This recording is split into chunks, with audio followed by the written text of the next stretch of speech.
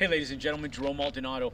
I was going to talk to you guys about the evolution of crude oils and the price increase and everything that's happening nationwide as far as like labor shortages and all of the mass appreciation and and escalating prices of materials and labor and everything else that's happening right now. And so one of the big things is I try to watch this stuff because we're affected by this in everything that we do when we buy land and build houses. And so being up to date with current with what's happening in current events is super important. Most people have too much current events. They watch the news and indulge in negativity. This is not negativity. This is real life stuff that's needed to make money. And so I like going over this stuff so that people understand the value of the information that we're actually delivering to them, because there's so much happening right now. So the price of oil, of crude oil, has more than doubled. So a barrel of crude oil is normally someplace lower than like $40 a barrel. It's in excess. It's over double that now. It's over $80 a barrel right now. A lot of it has to do with the mass need for crude oil because of semi trucks, deliveries. We have loading docks and piers and boats and stuff with stuff on crates coming in from all over the world, and it's sitting there waiting to get delivered. And there's just not enough labor help and semi trucks on the road to be able to put those crates on and deliver them and transport them out. And so typically you start seeing oil prices drive their way up in the spring when traveling season increases and travelers are going out and they're making their way out for vacations. Well, that's not the case. We're moving into the time of year that typically and traditionally crude oil prices go down because there's less travel. Now, although the holidays or season's coming, there's a lot of travel at that point in time. But ladies and gentlemen, in California, the price per gallon is in excess of 4.6 cents per gallon. Over 7 years ago, it was one of our all-time highs, and it hit 4.7 cents a gallon. And we're looking at prices to hit that 7-year high and supersede it. I was in California last week, was down checking on our Palm Springs project and doing some business out there, and I saw when I went to the airport, premium gasoline was in excess of $6 a gallon right by LAX. I couldn't believe it. I sat back, I took a picture, I was like, you gotta be shitting me. I couldn't believe that gas prices were so high. And so I went through the LA Chronicles and just some of the stats for you guys, just super cool stats. I mean, I don't know if they're cool or they're just very interesting, right? So you sit back and say the price per gasoline was is on average in LA is 4.672 on Monday.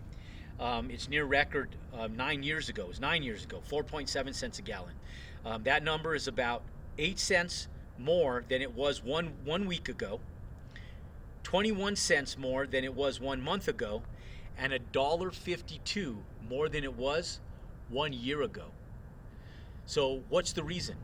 Well, the reason is the high massive need for crude oils right now and their inability to get it transported. And it's all supply and demand. I mean, it's all supply and demand.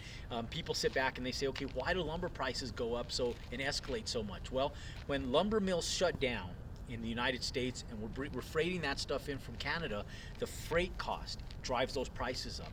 When there's natural disasters and there's hurricanes on the East Coast, West Coast, or south end of our country, or wherever it comes in from, and there's catastrophic events happening that need to be rebuilt, cities and towns and states need to be rebuilt, it increases the need, the demand for product, right? So people sit back and they go, okay, why is lumber prices going so high? Well, that was the reason. And now a lumber mill, one of the largest lumber mills, just reopened here in the United States, freeing up a lot of inventory and allowing us to freight our material here back from the United States instead of going up north into Canada and British Columbia and freighting that stuff all the way down over border lines, right?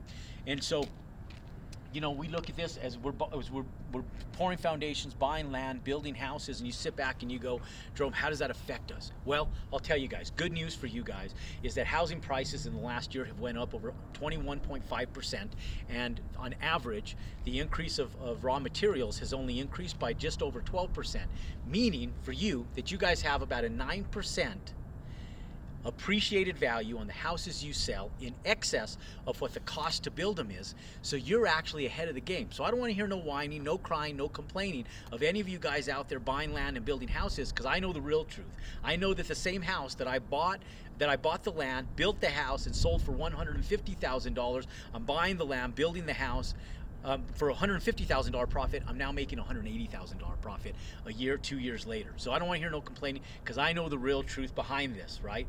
So the same house that I was selling for $550,000 is now selling for $630,000, $640,000 just a year or 2 years later. And so in spite of the appreciated value of everything that's happening out there, all the prices escalating, I'm still ahead of the game, still making more money, and you can too. So don't worry about the California gas prices.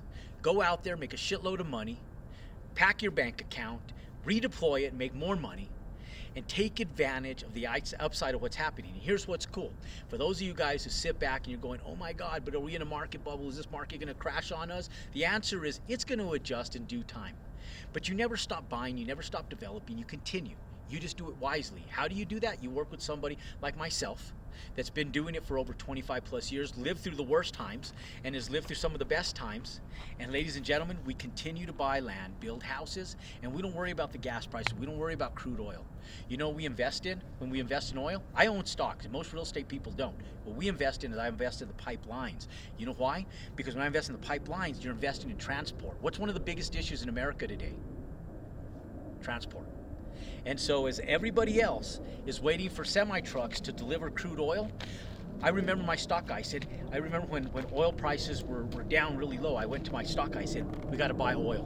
We got to buy ExxonMobil. We got to buy oil. We got to buy the big companies because they're going to go up. So I did. I bought ExxonMobil. I got a 6% dividend, then bought more, got an 8% dividend, and I get a ride the wave up, which is extremely high right now. In fact, my stock guy called me the other day, 2-3 days ago, and he said, hey Jerome, you got some stocks that are soaring. I don't think they're going to stay that way. We should probably sell them and put your money elsewhere or rebuy them when they tank a little bit.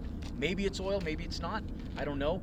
I'm not going to give you guys stock advice, but I will tell you this. He sat back and goes, Jerome, don't invest in oil prices because the big companies control it. When they want to get rid of all the little guys, they raise the barrel price. They drop the barrel price so low that it puts the little guys out of business. Right now, all the oil guys are having a heyday because the barrel prices are super high. So it doesn't matter if you're a small oil driller or a big oil driller. Everybody's having a heyday that's in crude oil right now. But the question is, how long will that last? And when the oil prices drop, guess what continue to deliver a need in the oil industry? Transport. And ladies and gentlemen, it doesn't matter if it's today, it doesn't matter if it's tomorrow. The need to transport oil from point A to point B is super important. So he goes, Jerome, invest in the pipelines. The pipelines, they move oil. That's a transport system.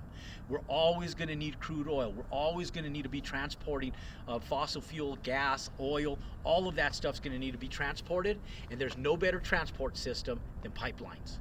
And so, ladies and gentlemen, I'm telling you guys today that in spite of what you guys watch on the news, there's positivity in every sector. You just have to figure out, like I always say, what sector and what side of the game you decide to be on. I decide to be on the winning end. Now, whether you decide to be on the losing end, I don't want to have anything to do with you. But if you want to be on the winning end, click below, follow my content, learn what we do, and I look forward to seeing you always.